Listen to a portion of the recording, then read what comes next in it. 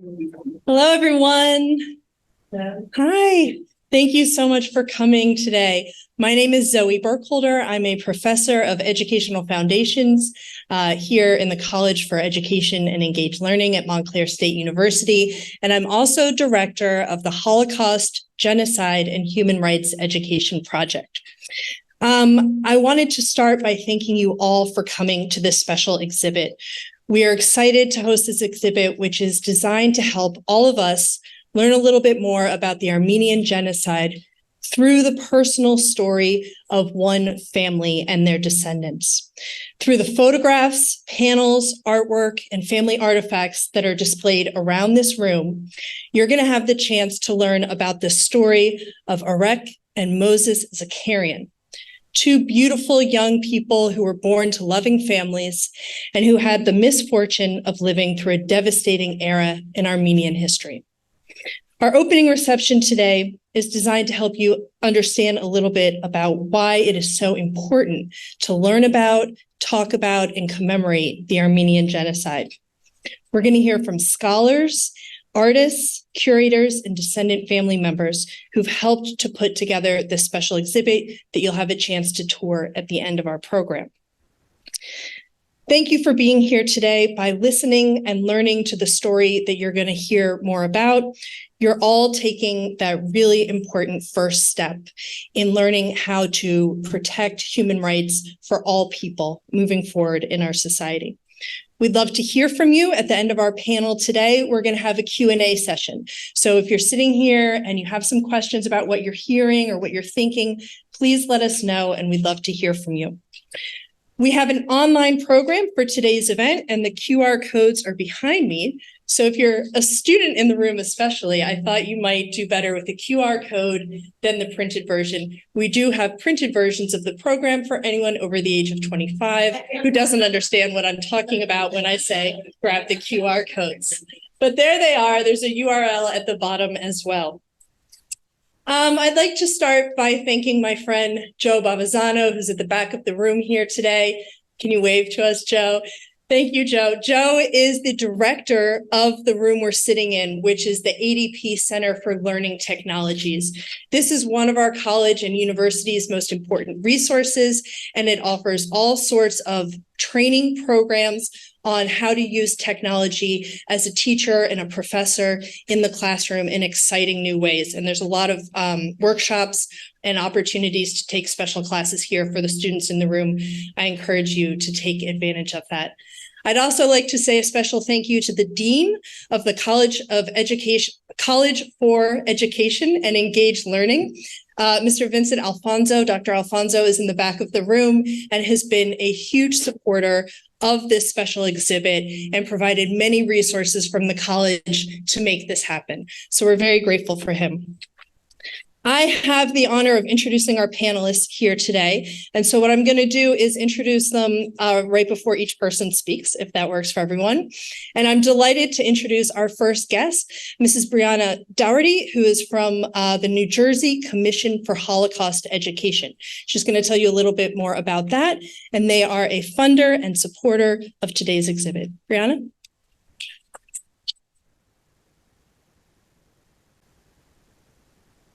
Good afternoon, everyone. Thank you, Zoe. So I'm Brianna Doherty. I'm the executive assistant for the New Jersey Commission on Holocaust Education. And on behalf of the commission, I would like to thank Dr. Burkholder and Montclair State University for having us here today. The New Jersey Commission on Holocaust Education was created over 30 years ago with the goal of assisting teachers to educate their students on the Holocaust and genocide, the causes and consequences of bigotry, the importance of personal responsibility and decision-making in human events, and how the lessons of the past enable us to make rational moral judgments in working towards a more human society. The Commission, along with our 30 Holocaust resource centers throughout the state, including the Holocaust, Genocide, and Human Rights Education Project here at Montclair, provide resources, materials, professional development, and other programs for New Jersey educators to assist them in meeting the Holocaust education mandate, which includes teaching about the Armenian Genocide, Rwanda, Cambodia, Darfur. When Governor Kane created the New Jersey Advisory Council on Holocaust Education, which later became the New Jersey Commission on Holocaust Education, He said, "Teaching these lessons is our obligation. It's our sacred responsibility." And these words have guided our work since 1982. Personal stories and accounts, like that of the Zakarians, are the foundation of the work that we do. A teacher can rattle off names, dates, countries, events all day, but what students really connect to are these personal stories and these individual accounts. Often they are by somebody that is close to their age that they can connect with, and it puts a face to the story and to the history. The exhibit is absolutely beautiful, and I'm so happy to be here and be able to share it with you guys. And it's going to serve as a valuable resource to New Jersey educators and students here at Montclair.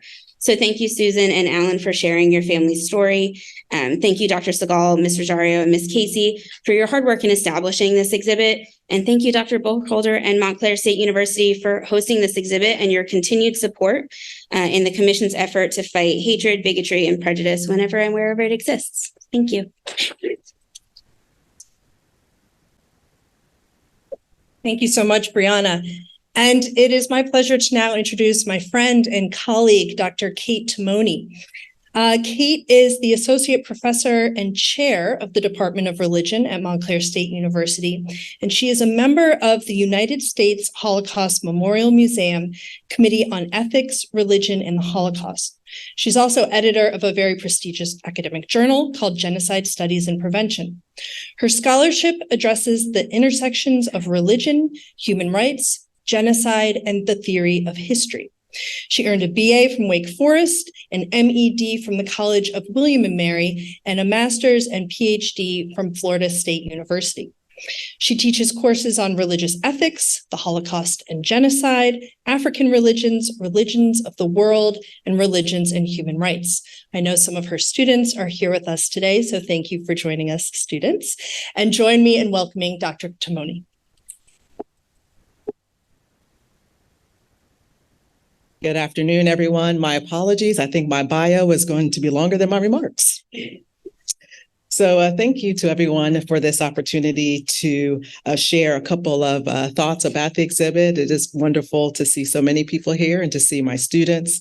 And again, I'm very grateful not only to Dr. Burkholder for the invitation, but to the family and to everyone that made this event possible.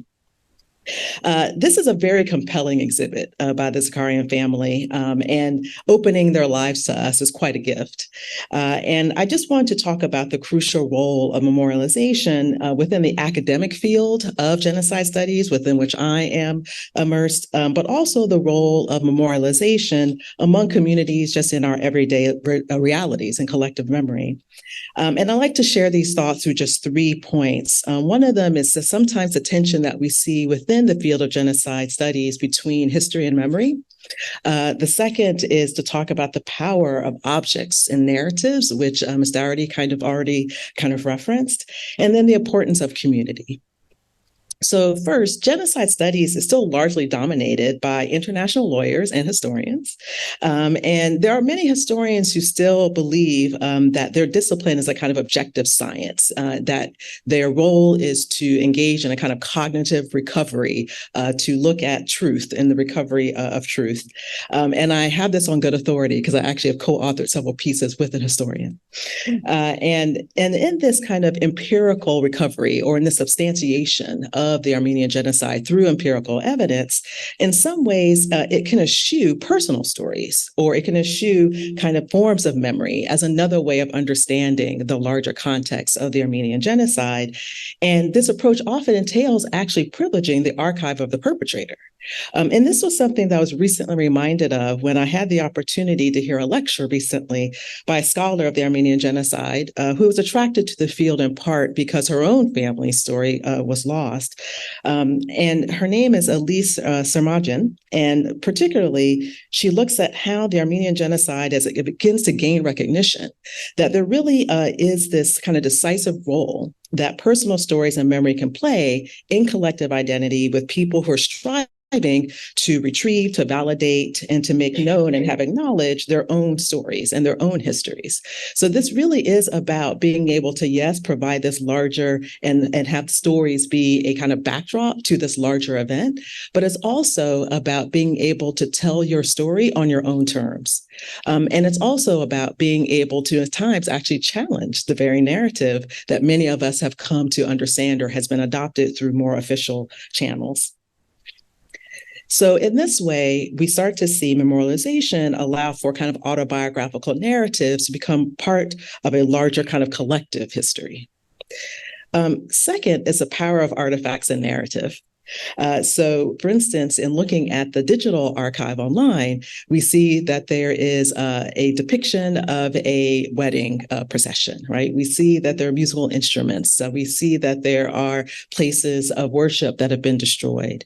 And in looking at these objects and in looking at these stories, we really start to appreciate something that I think sometimes gets lost when we start to think about memorialization, is that we often focus on the destruction, but we focus on that destruction sometimes in losing the memory of actually what was lost. Right. So we look a lot at, say, we look at a Holocaust museum, or we look at the Armenian Genocide, the Rwandan Genocide. Rightfully so, there's a lot of emphasis on the destruction. But what was lost? Who are the people? What is the culture that was lost?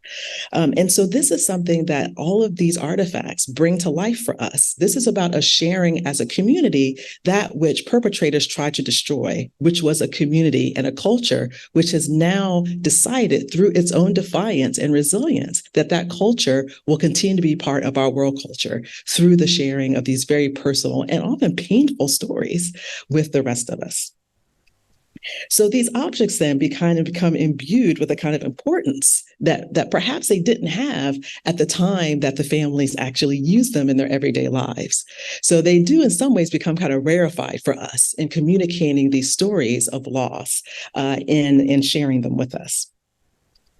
You also tend to read a lot about numbers, right? So we know that, for instance, that as many as over 1 million Armenians were lost during this genocide. And sometimes it becomes very easy to become inured to the violence, to these genocides, because they keep happening and because those numbers seem so large and so abstract that sometimes it's really hard to appreciate, again, the very people that were lost amongst those numbers.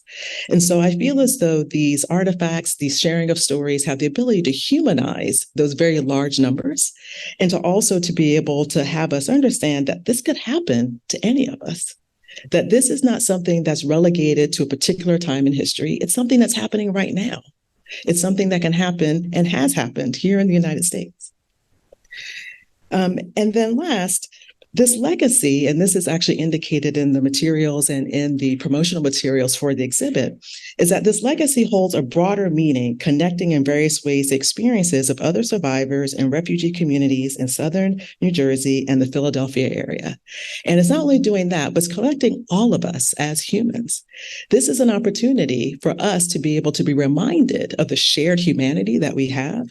And as somebody who does work with religious actors and institutions and ideology, and genocide prevention, this is something that's of immense importance. So I don't think it could be any more appropriate than to end with a very quote from the very archive that we're all going to be seeing today, which is, we also want to gain a deeper understanding of our shared responsibility to counter genocide and other wrongs and uphold the dignity of all people.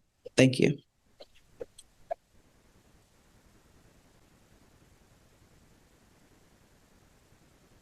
Thank you, Dr. Timoni. Isn't she brilliant? I love to hear her talk. It's always a revelation. Those of you who have her as a professor this semester are very lucky.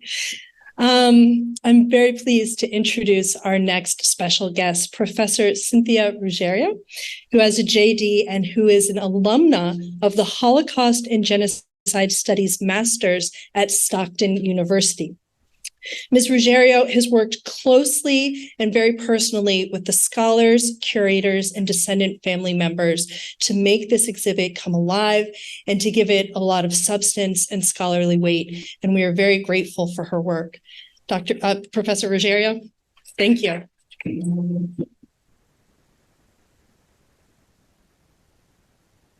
Thank you, Zoe.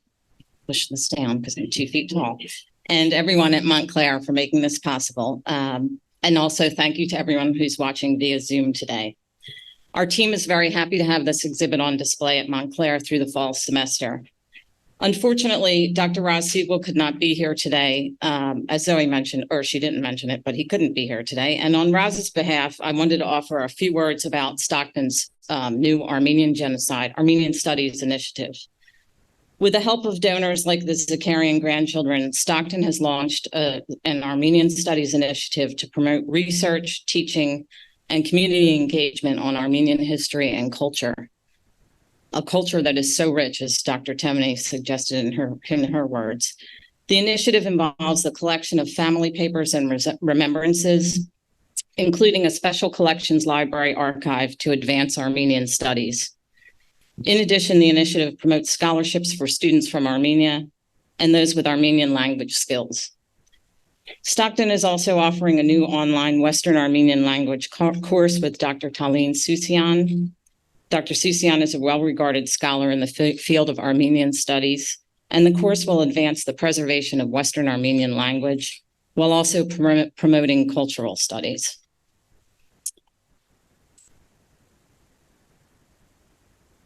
On my own behalf, I feel very fortunate to have had the opportunity to work with Dr. Siegel, curator Ryann Casey, and authors Susan Arpajian, Jolley, and Alan Arpajian as scholar advisor for this exhibit. My husband is the grandson of Armenian Genocide survivors, and this project has been very meaningful to me on both a personal and professional level.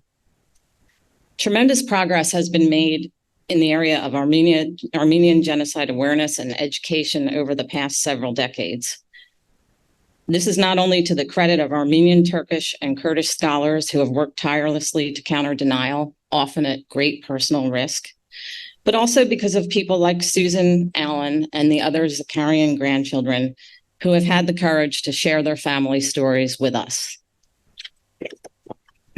As Brianna and Dr. Timoni also stated, family stories, the sharing of experiences of our parents and our grandparents, our aunts and uncles, speak to us in a way that is uniquely relatable and timeless. This exhibit, The Armenian Genocide, One Family's Story, reaches out to tell us, Hos Enk, we are here in Armenian. We are here and we are resilient. This is conveyed not only through the journey of Arak and Moses as told on the timeline wall, but also through the moving artwork of Mary Zakarian, presented in the hallway and throughout the space, and also in the musical instruments of Moses Zakarian and other remembrances in the exhibit case displays. The exhibit is designed to provide a learning platform for visitors regardless of their age or background. And while we're over 100 years out from the Armenian Genocide, those events still resonate with us today. With this in mind, the exhibit also offers us an opportunity for reflection on our shared responsibility to counter hatred and impunity in the world.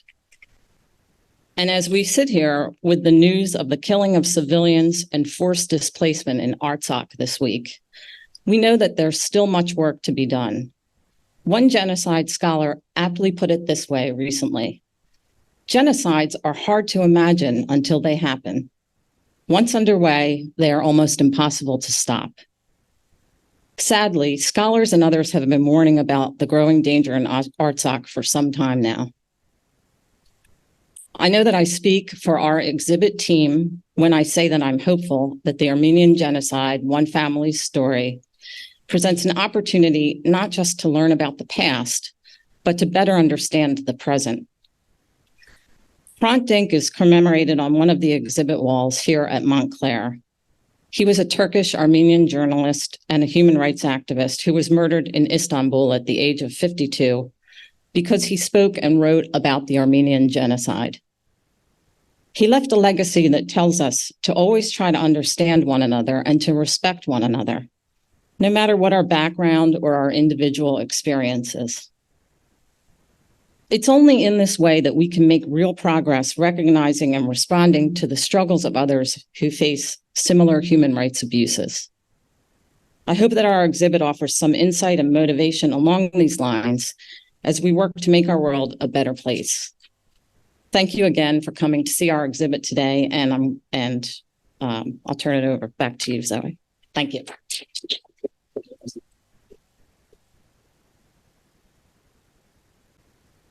Thank you so much, Cynthia. Yes, it is. It is my great pleasure to introduce you to Professor Ryann Casey. I have a couple words to say about you before you jump up. Professor Casey is a Philadelphia and New Jersey-based artist, curator, and educator. She works as an adjunct professor of photography, art history, and critical theory at Stockton University. Ms. Casey holds a BA in photography with a minor in gender studies from Stockton University and an MFA/MS in photography and art history from Pratt Institute. Thank you very much. Thanks for coming, Ryan. Come on up.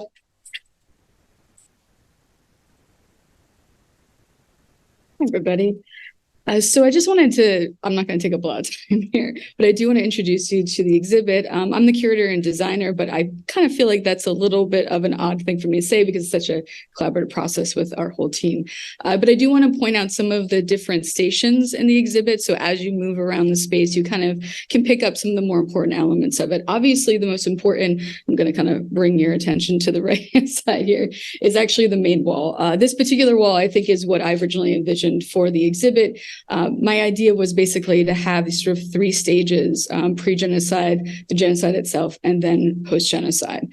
And one of the things that we really wanted to emphasize was the idea of tying in, and I think Cynthia and Susan will do this, it did it quite well, in this combination of kind of threading in both history and personal story throughout the exhibit. That's such an important element of it. For me, as someone whose curatorial works focus on trauma and loss, what I found in my experiences over the last 13 years as an independent curator is that most people sometimes look at big numbers and just can't quite compute it, right? And they can look at these big events and say that's awful, but they don't really personalize it.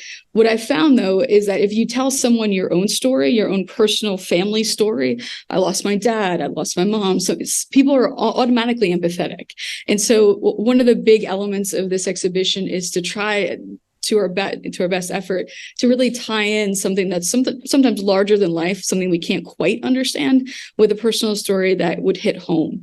It's why we have this main wall, but also why we have a family wall, which is one of my more, what I think is one of the more important elements. What I really love is that just like my house and my mom's house specifically, she has a family wall that looks exactly like that. These are families that can be anybody's family. It's an experience that anyone can have. Genocide isn't specific. It isn't something that can't happen to every single one of us. And so by making it a universal experience and making it also something that we can all care about is so critical and important for an exhibition like this. So we have this wall, the main wall. You have an introductory statement and essay made by Susan and Alan, which obviously is really the entrance in that. And then we have our main essays by Cynthia, as well as what we call highlights, and basically breaking down chronologically all the things that have happened and tying in Moses and Arek's story with the genocide as well. If you go outside the space, you also see the family wall to the left-hand side, along with a little bio about the family. On the right-hand side, you see really the person that brought us to the table, which I think we need to emphasize, is Mary Zakarian herself. She's an artist, or she was an artist, and she was in an exhibition that I curated early on, and it's really her work that started highlighting the Zakarian story. And I think it's really pivotal to understand that sometimes art can be the pathway and gateway into understanding these sort of larger issues and events. And I hope that you take some time to be able to learn a little bit about Mary and to read the book about Mary by Susan and Alan to really understand how, even though she was not in the genocide, the vibrations, the post-traumatic stress does sort of continue through a thread, through lineage. And then that's really critical and important for us to understand. In addition to those two walls, if you go kind of on the second wall over here, you'll see that it's really starting to emphasize and celebrate Armenian history. I think it's so important to understand that genocide is not just about the people we lose, but also about the culture that we lose. That's such an important element that sometimes we just don't really understand. And so much of Armenian history, even currently, and art and architecture and music, all of this is still just on the thread that could break at any point. And you're seeing the current events emphasize that quite a bit. By going over there, what I think, at least what I try to do, and I think our team try to do, is really celebrate Armenian heritage, right? From things like music to literature, to things like art and architecture, which is obviously something that I care deeply about. And also, when you go through, learning Armenian language is a really important element too. And so all those components, it's not just about understanding the story, it's about understanding that this culture is valuable and needed. And without our effort, it's lost. At least that's sort of where I look at it. So what I would really invite you to do is just walk around and try to take in as much as you can in terms of the exhibition, and really understand that an exhibition like this can seem a little overwhelming because there's a lot of work, but take it in stride, go from one piece, come back another day, please, and go through another. It's really critical for us to be able to understand that these stories are really complex, and you can't really learn all about it in an hour event, right? It's something that you need to really embrace and absorb over time. So on the design end, the scholarship and all the sort of family, background is all Cynthia and Susan. They're really the bulk who initiate this project. And so I can help you understand design. If you want to understand curating historical exhibitions, please ask me questions. But I think probably the person that we would most want to hear from is Susan. So I'm going to introduce her. Come up right now. Thank you so much.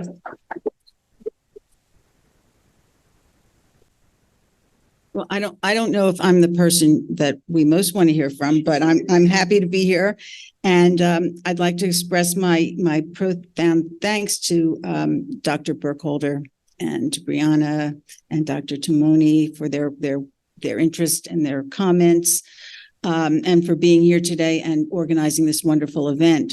I also want to thank Joe Bavazzano for his diligence and his expertise in working with Ryann to put this exhibit up. When we had it at Stockton, it was in a much different space, so things had to be reconfigured, and Ryann did a wonderful job in this wonderful room with the light and the windows, and it's beautiful. I'd also like to thank the team, Ryann and Dr. Siegel and Cynthia, and this truly was a collaborative effort between my brother and me and the people at Stockton. The way this all started just a few years ago was that my brother Alan Arpajian and I were giving a talk about a book we wrote at our local library, and I invited Cynthia to come and hear it.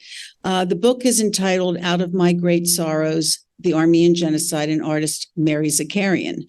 Mary was our aunt. She's the artist whose work is displayed here. And she had an interesting life, but she, among her siblings, was the one who was most affected by her parents' experiences in the genocide. Somehow her temperament, maybe it was her artistic temperament, whatever it was, made her absorb the trauma that her mother suffered, which I'll tell you a little bit about in a minute, and made this trauma, this PTSD that the family suffered from, come out in her works of art, which you will be able to look at in the hallway out there. I grew up in a time when almost no one outside the Armenian community even knew what an Armenian was, let alone knew anything about a genocide. In 1915, that genocide was publicized. There were hundreds of articles in the New York Times telling what was going on in the Ottoman Empire in its attempt to expel the Armenian population and destroy their culture, their cultural, their sites and all of that. But as we see, it's very difficult for other countries to intervene, to stop events that go on in sovereign countries, sovereign empires, or whatever. So while maybe in 1915 and after people knew that something had gone on there, the details of it somehow got lost in succeeding decades. So while people did not know, we grew up in the United States. Most people did not know anything about the Armenian Genocide, but in every Armenian family, that past loomed very large, in every Armenian household. And often it was not spoken explicitly about. We knew something awful happened to our grandmother, but we didn't know the specifics of it because she was, the word unspeakable means you can't speak about something. And what happened to her, and it was the murder of her husband and the witnessing the beheading of her little children. It's unspeakable. So of course she couldn't speak about it. She couldn't tell her children from her second family about it. My grandfather lost, both my grandparents were married and had children in the Ottoman Empire. My grandfather came to this country in 1913, hoping to make enough money to bring his family over here. And instead, the events of 1915 intervened, and his wife and his children, he found out several years later, did not survive. My grandmother was married, had 2 children. They did not survive, but somehow she did. And from 1915 to 1923, she never told anybody what happened to her, except for one person whom she told, and we got little bits of the story from that person, that relative. But again, her experiences were unspeakable. They would be so shocked and amazed, and maybe look at this with consternation, I don't know, that their stories were being told by us, and we have pieced in a book, my brother and I pieced their narrative together. We did research, we found out what happened, maybe not specifically, but we pretty much were able to gather from other narratives what happened to these survivors. So in this exhibit, we follow their trauma, both my grandparents, Adek and Moses, their separate traumas because they had their own individual families, their survival, their marriage to each other in this country, their raising of a second family. And we see their letters, their passports, ship manifests. You can see the folk instruments that my musician grandfather, the duduk and the zurna, that he brought with him to this country. They're on display in that part where the artifacts are.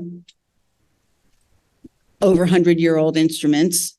And we display to me, most important is the art of their daughter, my Aunt Mary, who was my mother's sister, who exemplifies the experience of many children of survivors, a lingering PTSD that's passed down through the generations. And that's not specific necessarily to genocide, traumas in families, whatever kinds of trauma, from an accident, from abuse, from whatever, that reverberates down the generations. And that's the lesson that we have tried to understand here. Mary did not paint images of actual genocidal violence. We figured that would have been too disruptive to her psyche, too disruptive to her mother for her to do that. It was an impossibility for her to paint violence. But she did paint images of actual, in her portraits, she reflected the omnipresent sorrow that she felt living in a household where the specter of genocide loomed.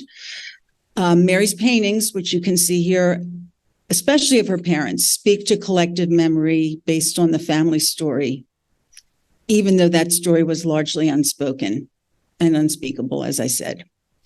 Regrettably, my brother Alan, with whom I co-wrote the book Out of My Great Sorrows about Mary and the family, he couldn't be here today, but he and our cousins hope that in some small way, we have given our grandparents the voice that they lacked during their lifetimes. Our hope is that what we show here brings awareness to other populations who have experienced trauma, displacement, migration, and that we can all help make the world a little safer for those who suffer from conditions beyond their control. Thank you very much.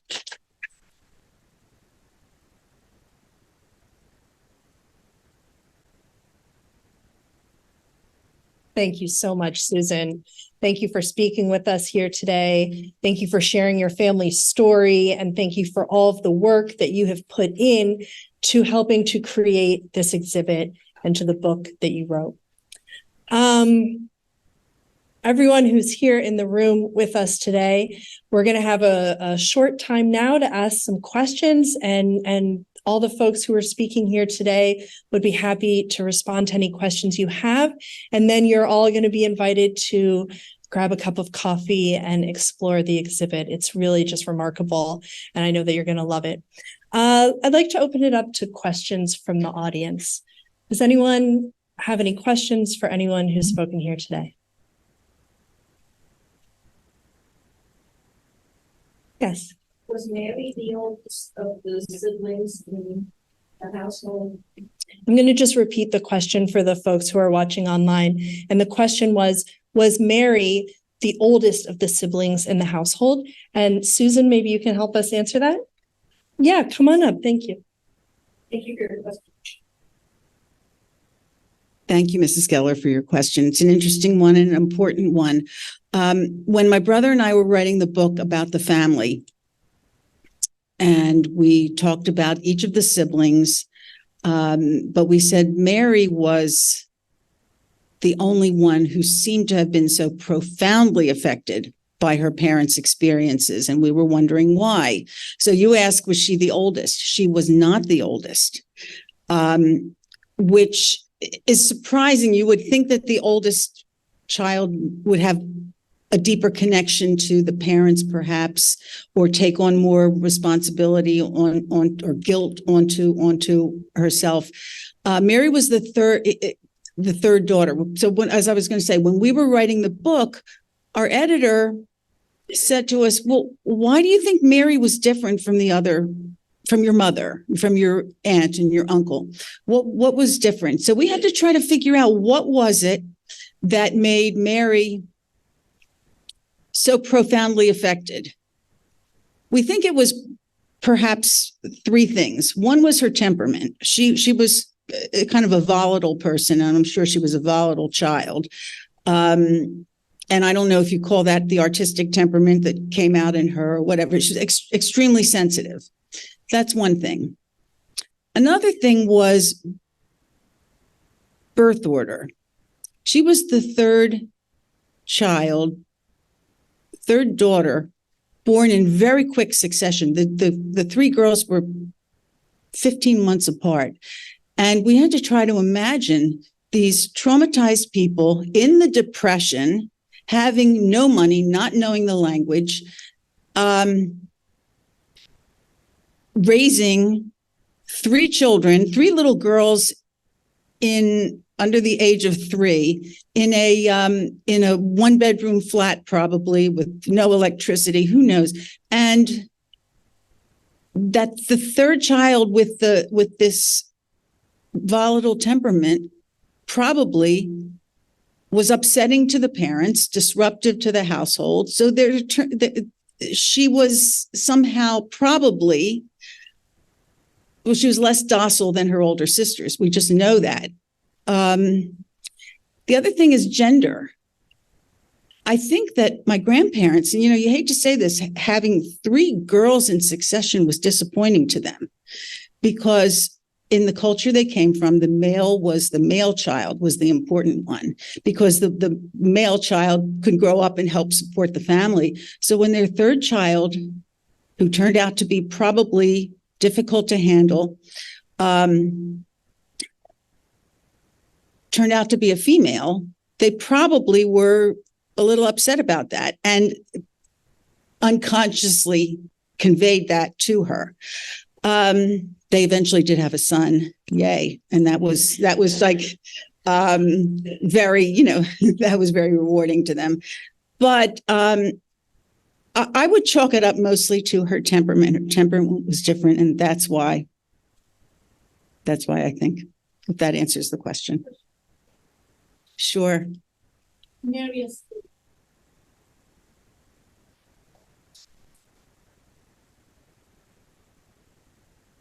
Finish school.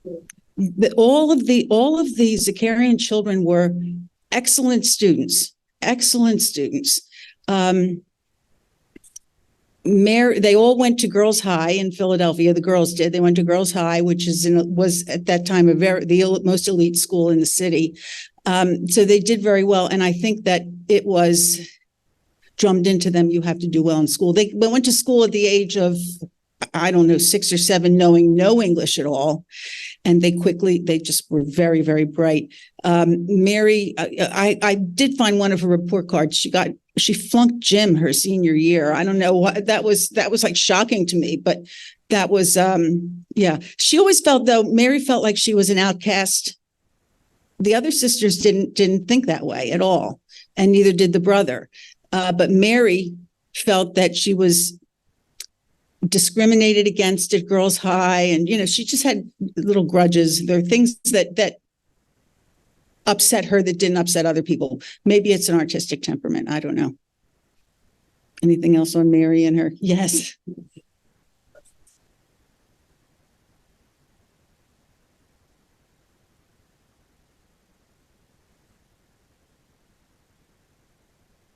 Yeah.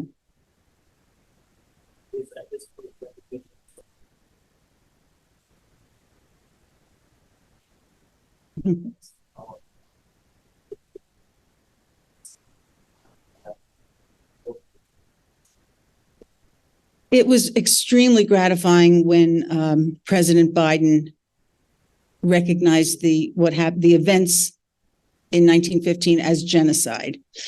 That was an important thing. And I think part of my grandparents' experience, part of the difficulties of their experience and the experience of other survivors is that the massacre, as they called it then, before the term genocide was coined, went unacknowledged and there was no accountability for it.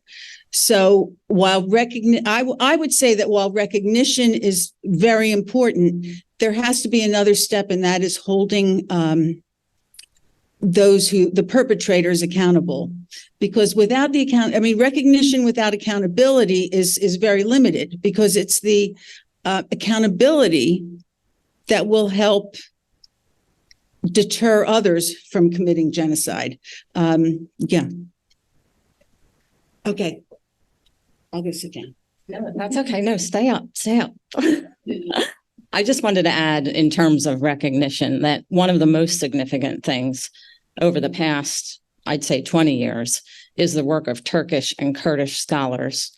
The Kurds were complicit and active in the Armenian Genocide, and for Turkish scholars like Taner Akcem and Kurdish scholars like Umut Ungor and Umut Kurt to write extensively about the genocide, it's very significant. And so the scholarship is unquestioned at this point.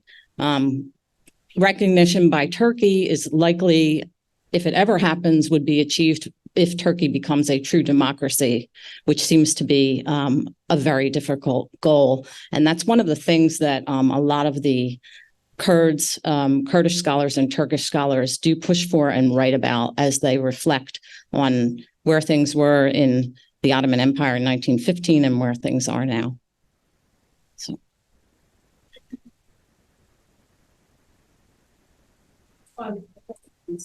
Thank all of the stakeholders for bringing this fabulous story and sharing it with people who may not know our collective humanity, how we have suffered as an Armenian American descendant of genocide survivors. I think I carry PTSD as an Armenian. I read the book that Susan and her brother wrote, and I hope I started 15 years ago. We read it about 10 years ago, and it really resonates with me. And Cynthia mentioned a little bit about what's happening right now.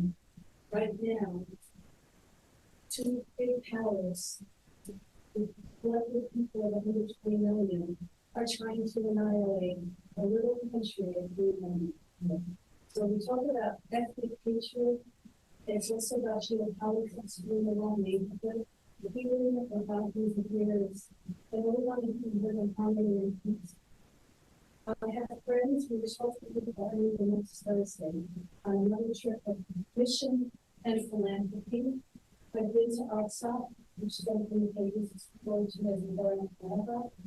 But Armenians have lived there for thousands of years. They are the indigenous people. And to be right now, as we're speaking, in front of them, their homes are being taken just like it's been all over again. They can't drive their own cars out. Their identities are being stolen. So it's happening right now. And with the local politics, nobody's really doing anything because everyone's afraid of Azerbaijan and Turkey kissing them or having them toward Russia. So I don't know how the lessons that we're going to learn today, how we can advocate for marginalized people, no matter your color of your skin, the religion you practice, or your gender, or how you identify as a person. It's not right, it's not fair. And I'm just wondering what lesson can we take away to maybe help advocate for the people that are being marginalized? Thank you so much for your comments, and I appreciate you sharing a little bit about your personal story and also reminding us once again about the connections between the past and the present. This story and the history of the Armenian Genocide, I think it's very easy to see it as something that happened a long time ago and it's over and it's done. Historians put dates to mark the beginning of an event and the end of an event and it's over, but it's not really over like that. Doesn't work that way. There are massive repercussions in the social and political order that lived through the generations over time, and we are still grappling with many of these same issues right now. And so I urge all of you, as we're going to turn in just a minute now and explore this exhibit, I want you to think very carefully about the personal stories that you're reading about, the books and the artifacts that you have a chance to look at here, the photographs, the family photographs, these informative panels, which are so interesting. And I want you to go home and think about what you've learned here today and start asking some questions about what's going on right now in the world beyond this and how it connects to things going on today. So I'd like to thank you all again for coming. Special thank you to Susan for joining us and for all of your work, and to the entire crew who put this exhibit together and have supported it. And thank you again to all of the students who are here. Erin Demmer, can you raise your hand for me? For the students in my class, Erin was taking attendance today, so if you haven't had a chance to check in with her, check in with her. For everybody who's here, including my students, we have coffee and cookies and tea in the back of the room. That is for you. So please grab a snack, grab a cup of coffee, and take some time to explore the exhibit. And thanks again to everyone for joining us here today.